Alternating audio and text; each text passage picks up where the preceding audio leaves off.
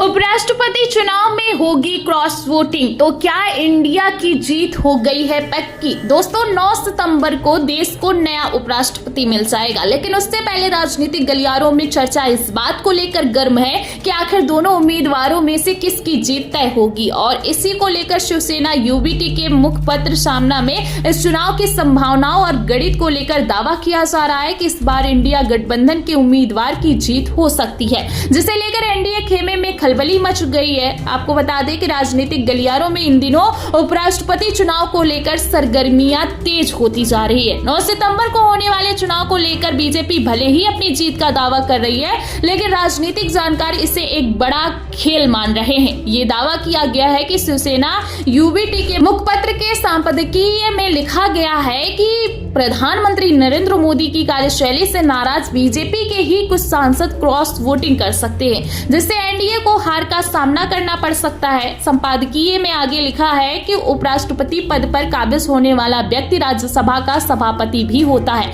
ऐसे में अगर इंडिया गठबंधन के उम्मीदवार की जीत होती है तो बीजेपी को अविश्वास प्रस्ताव का डर सता सकता है। सामना में आगे लिखा है कि भले ही कागजों पर एनडीए के पास बहुमत हो, लेकिन कई समीकरण इस चुनाव को रोचक बना रहे हैं। जैसे आंध्र प्रदेश की अस्मिता के नाम पर चंद्रबाबू नायडू के नेतृत्व वाली टीडीपी के 16 सांसद इंडिया गठबंधन के उम्मीदवार बी सुदर्शन रेड्डी को वोट दे सकते हैं। दिल्ली के कॉन्स्टिट्यूशन क्लब के हालिया चुनाव में गृह मंत्री अमित शाह के समर्थित उम्मीदवार की हार ने यह साफ कर दिया है कि बीजेपी के अंदर भी मतभेद पनप रहे हैं। संपादकीय में आगे लिखा गया है कि इसी डर से प्रधानमंत्री नरेंद्र मोदी ने अपने सांसदों के लिए डिनर डिप्लोमेसी का सहारा लिया है। संख्या बल पर गौर करें तो इंडिया गठबंधन की जीत का समीकरण कुछ इस तरह से बनता है। लोकसभा में अगर चंद्रबाबू नायडू इंडिया के पक्ष में जाते हैं और 20 सदस्य क्रॉस वोटिंग करते हैं तो इंडिया गठबंधन की संख्या 273 हो जाएगी, जबकि एनडीए की संख्या घटकर 257 रह जाएगी। राज्यसभा में अगर एनडीए के 10 सदस्य क्रॉस वोटिंग करते हैं